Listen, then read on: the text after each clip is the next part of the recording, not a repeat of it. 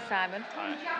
And we're both we've called it Collabhub Sound because we're a group who met through the Collabhub, but we're all working with sound. So we've got mostly music students, and then there's two of us on the contemporary arts course as well. Most of the music students are from a technology background, so Yeah. yeah. I put a pitch on the Facebook page that we had because I didn't dare do it at the time with the meeting, so that Facebook page was really useful.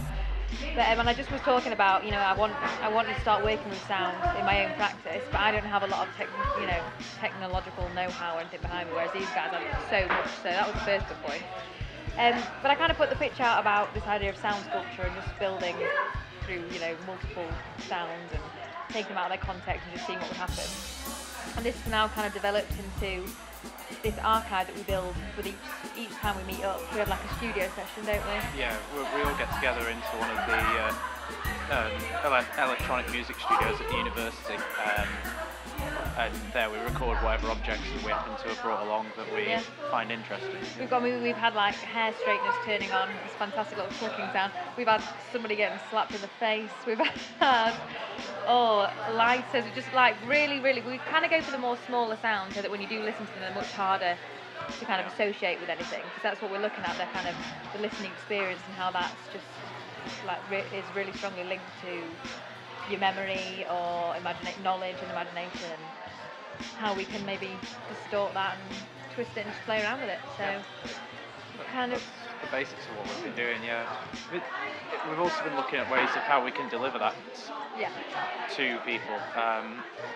So we've been looking at like the performance spaces where we could install what we're working on, but also sort of the technical challenges of doing that. We're looking at how to use tape or whether to use a Mac with all the sound stored on it and so on.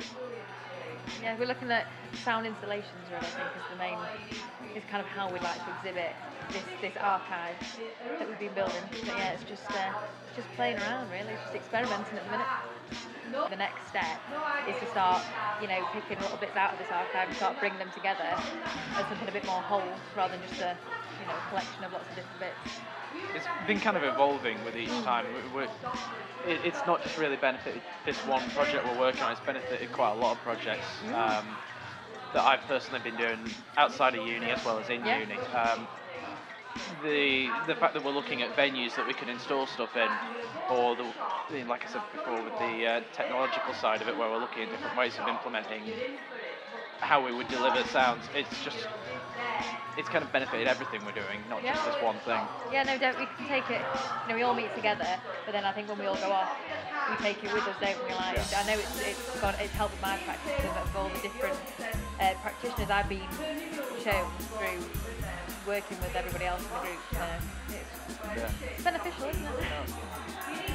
Well, it's introduced me to new people and allowed, kind of was me to cross over into another discipline that I wouldn't have without. If I hadn't got the Facebook thing about this meeting, if I hadn't gone along and listened to what everybody had to say, we wouldn't have met, would we? No, I mean, I put a post on the Facebook group that we had, because when I've been there, I looked at all the different disciplines that students had come from, and I knew who I wanted to work with.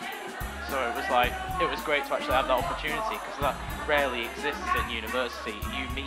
If you're doing music, you meet music students. You will rarely meet music tech students. You won't meet art students, and you won't meet, architecture. You don't meet them. They're just a different world. And I think Collabhub, sort of the networking that you get there, gives you that. I mean, I've put forward one of the charities that I worked for, sort of into that mix as well, because I've seen the opportunity there, with the fact that there's a lot of people who are desperate for work, but otherwise wouldn't have any. There's a problem with a lot of people at university is they don't get work out of university. But it's great when you've got people who are like, I've heard of other groups where they want games designers to work with people who want to produce sound for the games. But you wouldn't have got that otherwise, because the games students don't know the sound students. So. It helps you out your bubble a bit, doesn't it? Yeah. Well, you're forced to.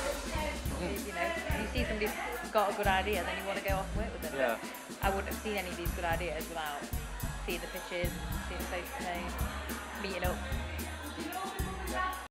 So I'm Chris Hopkins and I'm part of Collabhub Sound. I've been working with Ben, Ella, Simon, two Simons, and Josh on a Collabhub Sound piece that Ella came up with the idea for, which is taking sounds and making them quiet so you can't quite hear them, or you don't know what they are, and making a soundscape out of that. So it's quite exciting piece, yeah. Quite excited by it. Yeah. Hello, my name's Ben Potts. I've been part of Collabhub Sound as well. I found the group by going to a Collabhub meeting where I was hoping to find some contemporary artists to work with. Because I'm from a music tech background, I wanted to find someone that could do more of the visual elements. I ended up working with sound as an art form rather than just technology form.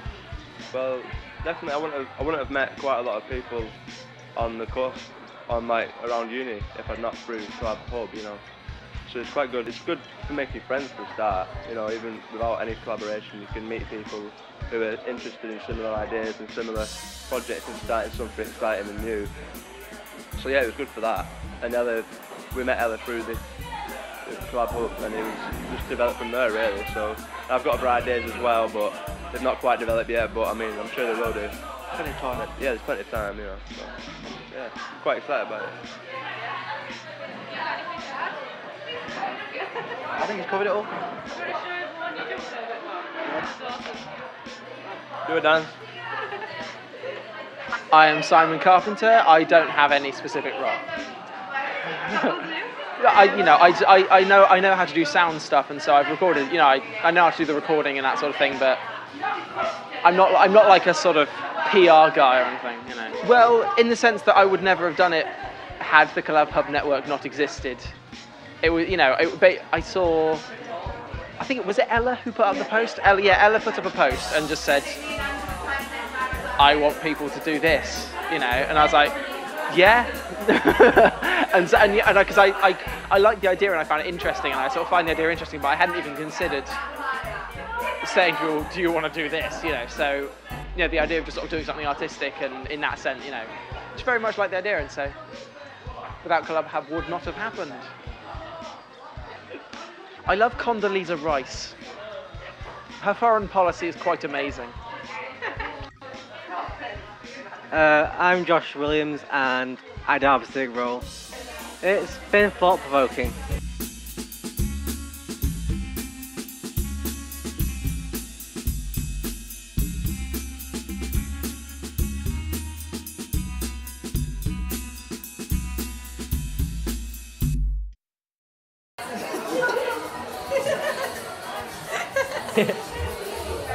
There you go.